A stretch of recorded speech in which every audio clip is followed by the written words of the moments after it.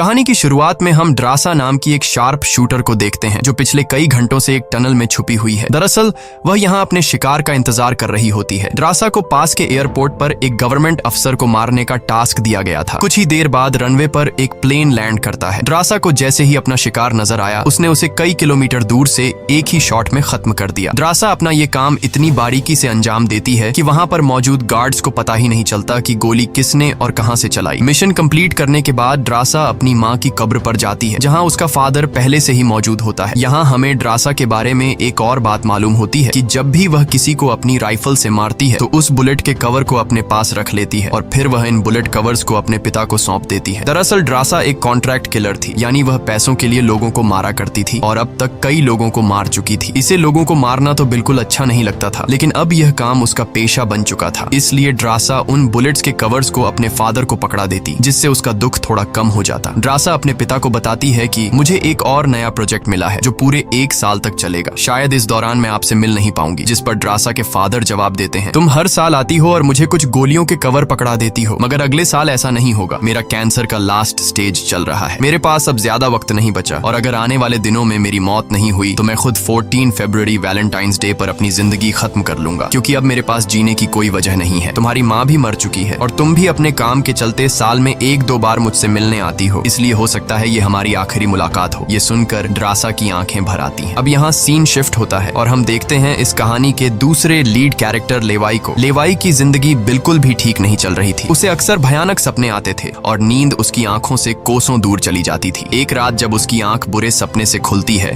तो लेवाई अपने घर से बाहर निकलकर समुद्र के किनारे पर आता है। यहाँ उसे थोड़ा बेहतर महसूस होता है और वह अपनी डायरी में कुछ लिखने लगता है। तभी लेवाई को अचानक उसके फोन पर एक मैसेज आता है। उस मैसेज में उसे एक एड्रेस दिया गया होता है जहाँ उसे जल्द से जल्द पहुंचने का कहा गया होता है। लेवाई बिना वक्त गंवाए एक मिलिट्री बेस पर पहुंचता है और वहां उसकी मुलाकात होती है एक लेडी ऑफिसर से जिसका नाम बार्तो है। बातचीत के दौरान हमें पता चलता है कि लेवाई कोई आम इंसान नहीं बल्कि एक आर्मी ऑफिसर था, लेकिन अब वह रिटायर हो चुका है। और सिर्फ इतना ही नहीं, वह एक डेडली स्नाइपर भी रह चुका है। वह अब तक 200 से भी ज्यादा लोगों को स्नाइपिंग से मार चुका है। बार्तो लेवाई से कहती है, मैं तुम्हें एक मिशन पर भेजना चाहती हूँ क्योंकि तुम एक बहुत ही अच्छे स्नाइपर हो और ये सिर्फ तुम ही कर सकते हो। लेकिन मिशन पर भेजने से पहले बार्तो लेवाई से एक बहुत ही जरूरी सवाल पूछती है, अगर तुम इस मिशन पर गए तो क्या तुम्हें याद करने वाला पीछे कोई है? ये बात सुनकर लेवाई को कुछ अजीब लगने लगता है, लेकिन फिर वह जवाब देता है, नहीं, मेरा इस दुनिया में अब कोई भी अपना नहीं है। ये सुनकर वो लेडी लेवाई से कहती है, तुम तैयारी कर लो, कुछ घंटे बाद तुम्हें उस मिशन पर भेजा जाएगा और वहाँ तुम्हें 1 साल के लिए रहना है। इसके बाद लेवाई को बेहोश कर दिया जाता है और जब उसकी आंख खुलती है तो वह अपने आप को एक एरोप्लेन में पाता है। लेवाई कुछ समझ नहीं पाता कि आखिर उसे कहाँ ले जाया जा रहा है और उसे किस तरह का मिशन सौंपा गया है। इसलिए लेवाई वहाँ पर मौजूद एक सोल्जर से पूछता है, मुझे कहाँ ले जाया जा रहा है? लेकिन वह सोल्जर लेवाई की इस बात का कोई जवाब नहीं देता, बस इतना कहता है, अपना आईडी और वॉच हमें दे दो, ये सब तुम्हें तब वापस मिलेगा जब तुम्हारा मिशन पूरा हो जाएगा। थोड़ी देर बाद वो सोल्जर उसे बताता है, अब तुम्हारा प्लेन से उतरने का वक्त आ चुका है। कुछ ही मिनटों में हम नो फ्लाइंग जोन एरिया में एंटर करने वाले हैं। यहाँ से आगे जाने की हमें परमिशन नहीं है। बस वह सिर्फ इतना बताता है कि नीचे उतरने के बाद तुम्हें अकेले 32 किलोमीटर नॉर्थ की तरफ पैदल जाना होगा, तब तुम अपनी मिशन वाली जगह पर पहुंच जाओगे। लेकिन लेवाई के दिमाग में अब भी एक ही बात चल रही थी। वो फिर से उस सोल्जर से पूछता है, आखिर हम जा कहाँ रहे हैं? इस पर सोल्जर जवाब देता है, मुझे इस सवाल का जवाब देने का परमिशन नहीं है। मेरी वर्दी में एक माइक्रोफोन लगा हुआ है। अगर मैंने तुम्हें इस जगह के बारे में बताया तो मुझे नौकरी से निकाला जा सकता है या फिर मारा भी जा सकता है। यह बात सुनकर लेवाई के गले में सांसें अटक जाती हैं। इसके बाद उसे एक पैराशूट दिया जाता है और प्लेन का दरवाजा खुलते ही लेवाई कूद जाता है और सेफली लैंडिंग करता है। लेकिन असली गेम तो अब शुरू होता है। 32 किलोमीटर की दूरी उसे पैदल तय करनी थी। लेवाई को पैदल चलते चलते 2 दिन बीत जाते हैं और 2 दिनों का लंबा सफर तय करने के बाद फाइनली वो उस जगह पर पहुंच जाता है। वो देखता है कि ये एक बहुत ही सुनसान इलाका है जहां इंसान तो दूर बल्कि उससे परिंदे भी नहीं दिखाई देते। तभी उसकी मुलाकात जेडी नाम के एक आदमी से होती है। जेडी 1 साल तक यहाँ मिशन पर था, अब उसकी ड्यूटी खत्म हो चुकी है, इसलिए अब लेवाई उसकी जगह संभालेगा। जेडी लेवाई को एक वॉच टावर की तरफ ले जाता है। टावर के टॉप पर पहुंचने के बाद लेवाई को अब भी समझ नहीं आ रहा था कि उसे यहाँ क्या काम करना है। यही सवाल जब वो जेडी से पूछता है तो जेडी जवाब देता है, यहाँ एक बहुत ही गहरी खाई है जिसे गॉर्ज नाम दिया गया है। ये एक बहुत ही मिस्टीरियस और गहरी खाई है जिसके बॉटम तक आज तक कोई भी नहीं पहुंच पाया। तुम्हारा काम बहुत ही सिंपल है, तुम्हें इस खाई की पहरेदारी करनी है। इसके बाद वो लेवाई को यहाँ के स्ट्रिक्ट रूल्स बताता है। वह कहता है, तुम यहाँ से बाहर महीने में एक ही बार हेडक्वार्टर फोन कर सकते हो, चाहे कुछ भी हो जाए। तुम बाहर की दुनिया से जुड़ने की उम्मीद मत रखना। ये टावर, जिसे हम वेस्ट टावर कहते हैं, इसके ठीक सामने ईस्ट टावर है, वह रशिया का है। वहाँ भी एक गार्ड अपनी ड्यूटी निभा रहा है, लेकिन तुम दोनों के बीच कोई भी कॉन्टैक्ट अलाउ नहीं है। तुम्हें सिर्फ अपनी ड्यूटी पर ध्यान देना है और हाँ, आने वाले खतरे के लिए हर वक्त तैयार रहना, क्योंकि यहाँ तुम पर किसी भी वक्त हमला किया जा सकता है। यहाँ ऑटोमेटिक गन्स और नीचे ढेर सारे लैंड माइन्स लगाए हुए हैं। अगर ऑटोमेटिक गन्स में गोलियां खत्म हो जाए तो उसे हमेशा रिलोड रखना, क्योंकि हमले के दौरान ऑटोमेटिक गन्स तुम्हारी बहुत काम आएगी। और आखिरी बात, अगर तुम्हें कभी भी यहाँ तेज सायरन की आवाज सुनाई देने लगे तो तुम बिना सोचे समझे यहाँ से भाग जाना। जेडी कहता है, मुझे भी नहीं पता कि ऐसा क्यों बोला गया है, लेकिन मुझे जो पिछले ड्यूटी वर्कर ने बताया था वही मैं तुम्हें बता रहा हूँ। लेवाई उसकी सारी बातें अच्छी तरह से सुन लेता है, पर उसका सवाल एक ही था। वह पूछता है, आखिर यहाँ ऐसा क्या है जिसके लिए इतनी स्ट्रिक्ट सिक्योरिटी लगाई गई है? तभी जेडी एक ग्रेनेड निकालता है और इस ग्रेनेड को उस गहरी खाई में फेंक देता है। ग्रेनेड जैसे ही खाई की गहराइयों में धमाका करता है, वहाँ से एक अजीब भयानक आवाज गूंजने लगती है। वो आवाज किसी इंसान की बिल्कुल भी नहीं थी, वो किसी ऐसी चीज की थी जो अंधेरे में छुपी थी। जेडी लेवाई की तरफ देखता है और कहता है, ये आवाज जो तुम सुन रहे हो, ये उन क्रीचर्स की है जिन्हें हम होलोमैन कहते हैं। ये क्रीचर्स इस घड़े के अंदर रहते हैं और तुम्हारी यहाँ पर ड्यूटी ये है कि इस घड़े के अंदर से किसी भी क्रीचर को बाहर निकलने नहीं देना है। कहा जाता है कि 1940 में यूएस आर्मी के 2400 आर्मी सोल्जर्स को इस गड्ढे के अंदर भेजा गया था, ताकि यह सोल्जर्स उस गड्ढे के अंदर मौजूद सभी क्रीचर्स को खत्म कर सकें। लेकिन आज तक उनमें से एक भी जिंदा सोल्जर वापस लौट कर नहीं आया। और अब जेडी लेवाई को पूरी इंफॉर्मेशन, हर एक चीज का बताकर घर वापस जाने की तैयारी करने लगा, क्योंकि उसने यहाँ 1 साल की ड्यूटी पूरी कर दी। अब लेवाई को यहाँ 1 साल तक ड्यूटी देनी थी। जेडी लेवाई को अलविदा कहकर यहाँ से निकल पड़ता है। वह बहुत खुश था क्योंकि 1 साल बाद वह घर जाने वाला था, लेकिन उसे पता नहीं था कि आगे उसके साथ कुछ ऐसा होने वाला है जिसके बारे में सोचने से भी डर लगता है। लोकेशन पर पहुंचने के बाद जेडी जैसे ही स्मोक करता है, तब एक हेलीकॉप्टर उसे लेने के लिए आता है। वह हेलीकॉप्टर उसके लिए रस्सी नीचे फेंकता है और जेडी इस रस्सी के जरिए ऊपर हेलीकॉप्टर में चढ़ने लगता है। हेलीकॉप्टर में बैठा एक सोल्जर पहले जेडी की आइडेंटिटी कंफर्म करता है। जेडी जब उसे अपनी पूरी इंफॉर्मेशन देता है तो हेलीकॉप्टर में बैठा वो सोल्जर पहले जेडी को शूट करता है और उसके बाद उसकी रस्सी काट कर उसे नीचे गिरा देता है। अब यहाँ एक बात तो साफ हो चुकी थी कि जो इस जगह आता है वो यहाँ से कभी लौट नहीं पाता। इसके बाद हमें अगले दिन का सीन दिखाया जाता है। लेवाई अपने काम को निभाने लगता है। सबसे पहले वो यहाँ की कुछ रिपोर्ट्स चेक करता है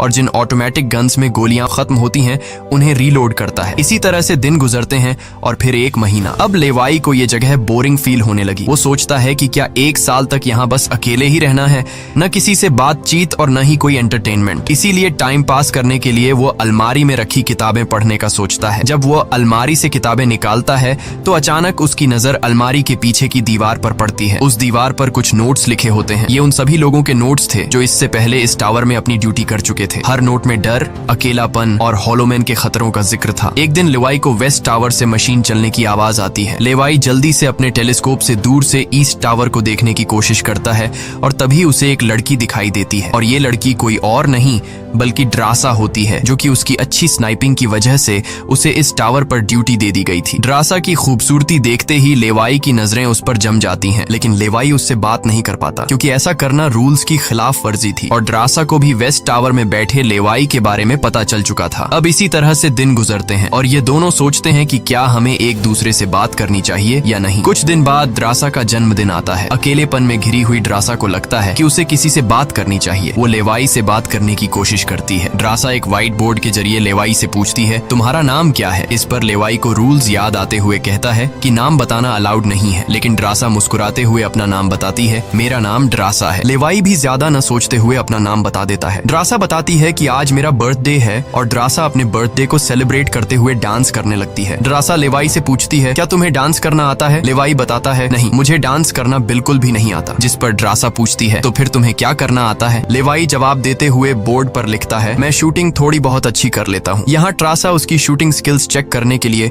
अपने टावर पर एक छोटी सी बॉटल उसके सामने रख देती है और लेवाई अपने टारगेट को निशाने पर रखते हुए एक ही गोली में उस बॉटल को फोड़ देता है। अब यहाँ ट्रासा भी पीछे रहने वाली नहीं थी। वह भी अपनी शूटिंग स्किल्स को दिखाते हुए लेवाई के टावर में रखी एक छोटे सी बॉटल को बिल्कुल परफेक्ट शूट कर लेती है, जिससे लेवाई को पता चलता है कि ट्रासा कोई आम लड़की नहीं बल्कि वह एक डेडली स्नाइपर है। धीरे धीरे दोनों की बातचीत बढ़ने लगती है। ट्रासा और लेवाई एक दूसरे को समझने लगते हैं, लेकिन तभी जब ये दोनों बातचीत में मसरूफ होते हैं, ट्रासा की नजर अचानक नीचे गड्ढे की तरफ जाती है। वो देखती है कि नीचे से कुछ भयानक क्रीचर्स यानी होलोमैन तेजी से वेस्ट टावर की तरफ चढ़ रहे हैं। वह जल्दी से लेवाई को अलर्ट करती है, नीचे देखो, तुम्हारी तरफ कुछ क्रीचर्स बढ़ रहे हैं। लेवाई जैसे ही नीचे देखता है, उसकी आंखें चौंक जाती हैं। नीचे सिर्फ एक या दो नहीं बल्कि हजारों क्रीचर्स ऊपर की ओर बढ़ रहे होते हैं। वो बिना वक्त गंवाए अपनी स्नाइपर राइफल उठाता है और एक एक करके क्रीचर्स को शूट करने लगता है, लेकिन क्रीचर्स की तादाद इतनी ज्यादा होती है कि लेवाई उन्हें अकेले संभाल नहीं पाता। इसलिए ट्रासा भी अपनी मशीन गन से गोलियां बरसाने लगती है। अब वेस्ट टावर यानी ट्रासा की तरफ भी क्रीचर्स बढ़ने लगे। ये दोनों अपनी अपनी साइड से इन क्रीचर्स को मारने लगते हैं, लेकिन तभी लेवाई देखता है कि एक क्रीचर ऊपर ट्रासा के टावर तक पहुंच चुका है और वह क्रीचर जैसे ही ट्रासा पर हमला करने वाला होता है तो लेवाई ईस्ट टावर से अपनी जबरदस्त स्नाइपिंग स्किल्स का इस्तेमाल करते हुए उस क्रीचर को मार गिराता है। अब लेवाई और ड्रासा दोनों को एहसास हो जाता है कि इस खतरनाक जगह में अगर जिंदा रहना है तो उन्हें मिलकर लड़ना होगा। सब कुछ संभालने के बाद ड्रासा बताती है, ये मेरी लाइफ का सबसे बेस्ट बर्थडे था। अगली सुबह लेवाई नीचे लगी लैंड माइन्स को ठीक करता है और ऑटोमेटिक गन को रीलोड करता है। तभी अचानक खाई के अंदर से एक ड्रोन निकलता है। वो ड्रोन कुछ सेकंड्स तक लेवाई की तरफ देखता है। ड्रोन अजीब तरीके से स्कैन करता है। ये देखकर लेवाई हैरान रह जाता है और उसे कुछ समझ नहीं आता कि ये ड्रोन क्यों और किसके लिए भेजा गया था। इस तरह से दिन गुजरते हैं और फिर महीने। इन दोनों की आपस में दोस्ती होने के बाद अब उनके दिन अच्छे गुजर रहे थे और अब उन्हें अकेलापन बिल्कुल भी महसूस नहीं होता था। पर एक दिन ट्रासा बहुत ज्यादा सैड होती है क्योंकि आज 14 फेब था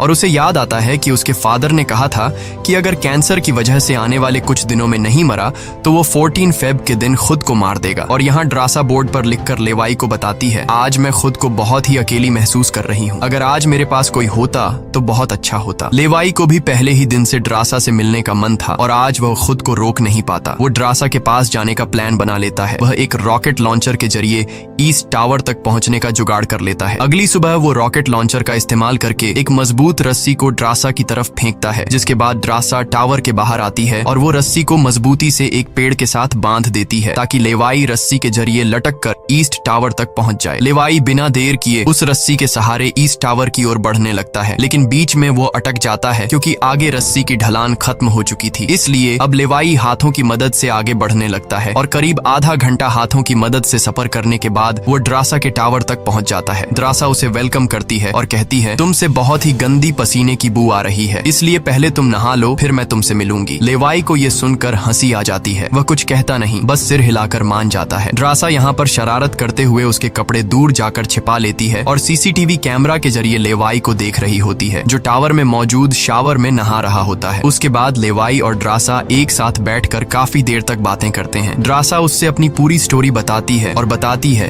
कि अब इस दुनिया में मेरा कोई नहीं रहा, सिर्फ मेरे फादर जिंदा बचे थे, पर कल के दिन उसने भी खुद को मार दिया होगा। यहाँ लेवाई भी ट्रासा को रात में आने वाले भयानक सपने और अपने उन दिनों के किस्से सुनाता है जब वो यूएस आर्मी में था। इस तरह से बातें करते करते रात हो जाती है। ड्रासा यहाँ एक सॉफ्ट म्यूजिक लगा लेती है। ये दोनों म्यूजिक की धुन पर डांस करने लगते हैं। इसी डांस के दौरान वो एक दूसरे के करीब आने लगते हैं और उनके बीच रोमांस होने लगता है। कुछ देर बाद लेवाई ड्रासा की तरफ देखकर एक मुस्कान के साथ कहता है, मैंने तुम्हारे लिए एक शायरी लिखी है, जब हम यहाँ से निकलेंगे तभी मैं तुम्हें वो शायरी दूंगा। अगले दिन लेवाई को वापस अपने वेस्ट टावर लौटना था। वह ड्रासा को अलविदा कहता है और रस्सी के सहारे वेस्ट टावर की तरफ चलना शुरू कर देता है। ड्रासा भी उसे जाते हुए देखती रहती है, लेकिन तभी हम देखते हैं कि कुछ क्रीचर्स ऊपर टावर की तरफ बढ़ रहे हैं, जिनमें से एक क्रीचर वहां लगे लैंड माइन से टकरा जाता है और एक जोरदार धमाका होता है। लैंड माइन के फटने से जो उसके लोहे के पार्ट्स हवा में उड़ जाते हैं, उनमें से एक पार्ट रस्सी से टकरा जाता है, जिससे रस्सी टूट जाती है और वो तेजी से उस खाई में गिर जाता है। लेवाई को गिरते देखकर ट्रासा बिना सोचे समझे अपना पैराशूट उठाकर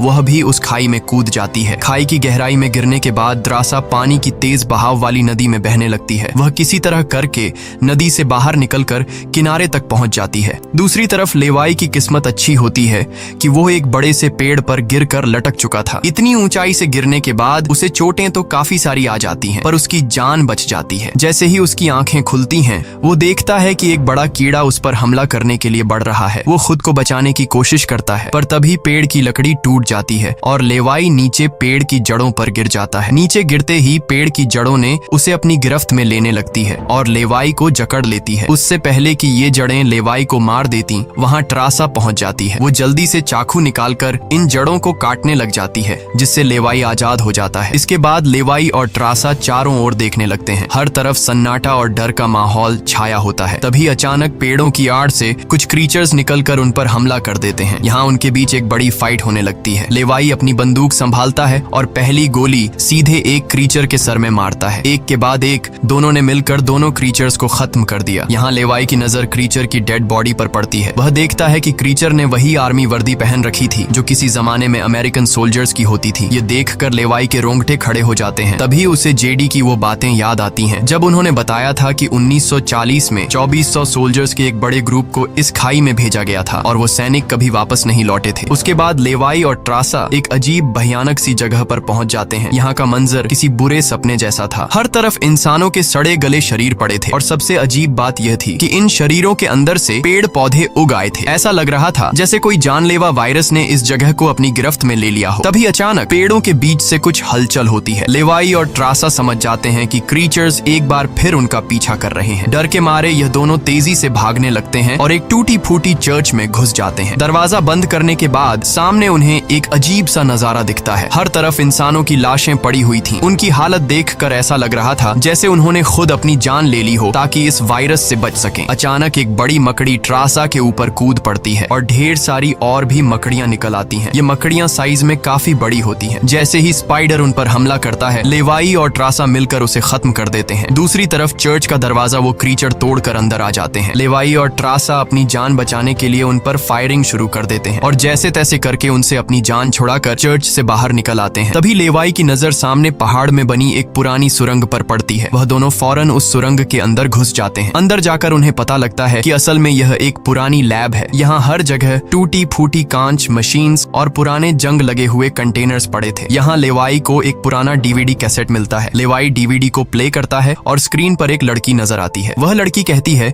कि हम लोग यहाँ एक सीक्रेट केमिकल मिसाइल प्रोजेक्ट पर काम कर रहे थे। हमारे साथ सैकड़ों साइंटिस्ट थे, पर एक दिन यहाँ भूकंप आया। भूकंप के तेज झटके से मिसाइल की केमिकल लीक हो गई। जहरीला केमिकल हवा में मिलने लगा। कुछ ही घंटों में लोग वायरस से इन्फेक्ट होने लगे। वह लड़की अपना पेट दिखाते हुए बताती है कि मैं भी इन्फेक्टेड हूँ। हालांकि हमने मिलिट्री को सब कुछ बताया। हमने उनसे कहा कि इस पूरे इलाके को बॉम्बिंग करके तबाह कर दिया जाए ताकि इन्फेक्शन और फैल न सके, लेकिन उन्होंने हमारी बात नहीं सुनी। इस वीडियो को देखने के बाद लेवाई को वहाँ एक नए जमाने का कंप्यूटर मिलता है। लेवाई को समझ नहीं आता कि इस जगह में आज के दौर का कंप्यूटर कैसे रखा गया है। लेवाई उसे ऑन करता है और उसमें मौजूद जानकारी को देखकर एकदम सुन रह जाता है। उसे डार्क लेक नाम की एक कंपनी के बारे में पता चलता है जो पैरामिलिट्री बनाने का काम करती है। ये कंपनी यहाँ से इन्फेक्टेड लोगों के सैंपल्स इकट्ठा करके अपने कंट्री के सोल्जर्स को सुपर सोल्जर्स में कन्वर्ट करने के लिए उन पर एक्सपेरिमेंट करती है। यही वजह है कि कोई भी देश इस जगह को मिटाना नहीं चाहता। इसके अलावा लेवाई को यह भी पता चलता है कि यह जो खाई है यहाँ पर एक बहुत ही बड़ा मिसाइल है जिसकी एक्टिवेशन पर जब वो फटेगा तो 4.2 किलोमीटर की लंबाई में सब कुछ मिटा देगा। लेवाई और ट्रासा ये सारा राज समझ जाते हैं। उन्हें पता चल जाता है कि जिस लेडी बार्तो ने उन्हें यहाँ भेजा था वही इस जगह की ओनर है और वो इस जगह का गलत इस्तेमाल कर रही है। और इस जगह को सीक्रेट रखने के लिए लेडी बार्तो हमेशा ऐसे इंसान को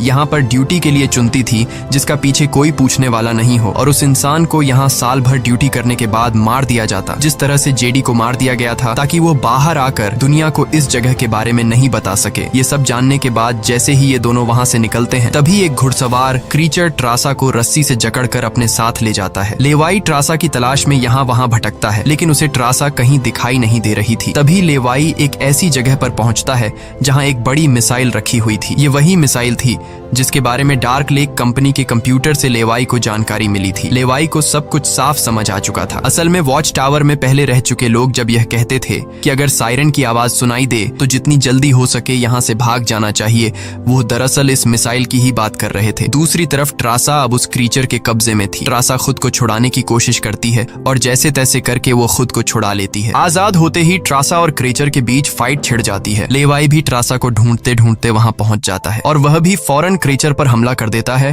और ये दोनों मिलकर उसे आग लगाकर जला देते हैं। और अब बारी आती है इन लोगों की यहाँ से निकलने की, मगर आगे का रास्ता और भी ज्यादा मुश्किल था। जैसे ही लेवाई और ट्रासा आगे बढ़ते हैं, सामने एक खतरनाक इलाका आता है जहाँ से निकलना एक बहुत ही बड़ा चैलेंज था। यहाँ इंसान और पौधे आपस में पूरी तरह से जुड़े हुए थे, जैसे कि वह किसी खतरनाक एक्सपेरिमेंट का नतीजा हो। खैर, ये लोग हर कदम को संभाल कर रखते हुए आगे बढ़ते हैं कि तभी ट्रासा का पैर फिसल जाता है, जिससे ये पौधे एक्टिवेट हो जाते हैं। वो ट्रासा को जकड़ लेते हैं, लेकिन यहाँ लेवाई हिम्मत दिखाते हुए आगे बढ़ता है और अपनी पूरी ताकत से ट्रासा को छुड़ा लेता है। वह बॉम्ब का इस्तेमाल करके वहां के पूरे प्लांट सिस्टम को उड़ा देता है। लेवाई ट्रासा को लेकर वहां से बाहर निकल आता है। थोड़ा सा आगे चलने के बाद उन्हें एक गैराज नजर आता है जहां पर एक गाड़ी खड़ी होती है। ये दोनों जल्दी से उस गाड़ी में बैठ जाते हैं और उस जगह से निकलने की कोशिश करने लगते हैं। आखिरकार कुछ दूरी तय करने के बाद उन्हें एक रस्सी नजर आती है जो ऊपर वॉच टावर तक जाती थी, लेकिन अब वो क्रीचर्स भी उनका पीछा करते हुए वहां तक पहुंच चुके थे। अब यहाँ रस्सी को हाथों से पकड़कर ये लोग अगर ऊपर चढ़ते तो ये क्रीचर्स इन्हें मार देते। इसलिए लेवाई समझदारी से काम लेते हुए जीप को रस्सी से बांधकर ऊपर चढ़ने लगते हैं। ये लोग जीप को इसलिए रस्सी से बांध लेते हैं ताकि ये दोनों जीप में बैठकर उनके हाथ क्रीचर्स के साथ लड़ने के लिए फ्री हों। वो क्रीचर्स उन पर हमला करते हैं और यहाँ उनके बीच एक बड़ी फाइट होती है, लेकिन वो क्रीचर्स तादाद में काफी ज्यादा थे, इसलिए वो इन पर भारी पड़ रहे थे। यहाँ लेवाई के दिमाग में एक आइडिया आता है। वह जीप की पेट्रोल टैंक इन क्रीचर्स पर लीक कर देता है, जिससे निकलने वाले तेल को आग लगाकर उन सभी क्रीचर्स को जला देता है और आखिर में ये लोग उस जीप की रस्सी काट कर उसे नीचे छोड़ देते हैं, जिससे वो सभी क्रीचर्स मारे जाते हैं। इस तरह से ये लोग फाइनली ऊपर चढ़ने में कामयाब हो जाते हैं। अब इन दोनों को पता चल चुका था कि अगर ये दोनों यहाँ साल भर ड्यूटी कर भी लें तब भी आखिर में इन दोनों को मार दिया जाएगा। इसीलिए अब ये दोनों एक बड़ा फैसला करते हैं कि अब वो इस जगह की रक्षा नहीं करेंगे बल्कि इस जगह को तबाह कर देंगे, ताकि इनकी तरह कोई दूसरा सोल्जर यहाँ पर न फंस सके और इस जगह का गलत इस्तेमाल बंद हो जाए। ये सब करने के बाद ये दोनों यहाँ से दूर जाकर एक नई जिंदगी की शुरुआत करेंगे। यहाँ ट्रासा कहती है, मेरे पास फ्रांस में छुपने के लिए एक जगह है, हम वहाँ जाकर शादी करेंगे और आगे की जिंदगी वहीं पर बिताएंगे। लेवाई ट्रासा की बात मान जाता है और अब वह कहता है, मुझे वापस अपने टावर पर जाना होगा। मैं वहाँ जाकर टावर में एक बॉम्ब फिट करूंगा और साथ ही इस मिसाइल को भी एक्टिवेट कर दूंगा, जिससे यह पूरी जगह तबाह हो जाएगी। जिसके बाद लेवाई रस्सी की मदद से अपने टावर तक पहुंच जाता है। इस बीच लेडी बार्तो लेवाई से कांटेक्ट करती है और सवाल करती है, क्या तुम इस गड्ढे के अंदर गए थे क्योंकि किसी ने हमारे कंप्यूटर को ऑन किया है। लेवाई यहाँ पर झूठ बोलकर बताता है, नहीं, मैं वहाँ नहीं गया था। लेकिन बार्तो जानती है कि लेवाई झूठ बोल रहा है। उन्होंने सिक्योरिटी कैमरास में सब कुछ देख लिया था कि लेवाई और ट्रासा दोनों गड्ढे के अंदर गए थे। फिर भी वो अपनी बात को आगे बढ़ाते हुए कहती है, अगर तुम नहीं गए तो फिर जाहिर सी बात है कि यह सारा काम उस वेस्ट टावर वाले गार्ड का है। तुम एक काम करो कि उस वेस्ट टावर वाले इंसान यानी ट्रासा को मार दो क्योंकि उसने रूल तोड़ा है। यहाँ लेवाई हाँ तो बोल देता है, लेकिन बार्तो को पता चल चुका था कि यह उसे नहीं मारेगा और वह समझ चुकी थी कि ये दोनों अब यहाँ से भागने वाले हैं और बाहर जाकर दुनिया को इस जगह के बारे में बता देंगे। इसीलिए वह खुद हेलीकॉप्टर में यहाँ पहुँचती है, लेकिन बार्तो के पहुँचने से पहले ये दोनों अपनी पूरी तैयारी कर चुके थे। लेवाई टावर से काफी दूर जाकर अपनी लाइफ का सबसे लंबा शॉट लेता है और सीधा उस टावर पर गोली मारता है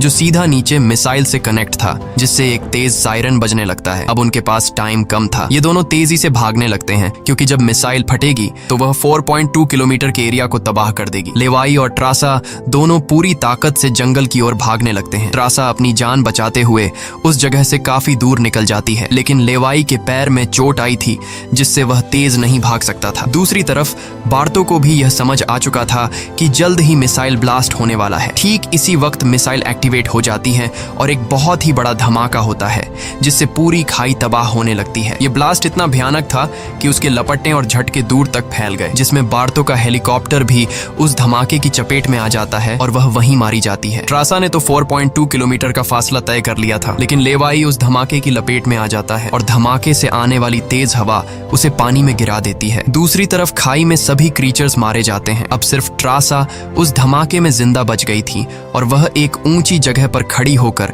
लेवाई का इंतजार करने लगी। इंतजार करते करते रात हो जाती है, लेकिन लेवाई का कोई अता पता नहीं चलता। वो समझ जाती है कि अब लेवाई जिंदा नहीं रहा, जिसके बाद कहानी यहाँ से कुछ महीने आगे शिफ्ट होती है। ट्रासा लेवाई की लिखी हुई कविता को पढ़ती है। हर एक शब्द में उसे लेवाई की यादें महसूस होती हैं। आंखों में आंसू लिए वो अपने दिल को संभालने की कोशिश करती है। अब ट्रासा एक नई जिंदगी की शुरुआत करते हुए फ्रांस के एक होटल में वेट्रेस की जॉब करने लगती है। लेकिन फिर अचानक एक दिन ट्रासा के सामने लेवाई आकर खड़ा हो जाता है। वह जिंदा था। लेवाई को देखकर ट्रासा की आंखें खुली की खुली रह जाती हैं। वह खुशी के मारे दौड़कर लेवाई को गले लगाती है और इसी के साथ यह कहानी खत्म हो जाती है। अगर वीडियो आपको अच्छी लगी हो तो हमारे चैनल को सब्सक्राइब और वीडियो को लाइक जरूर कीजिएगा।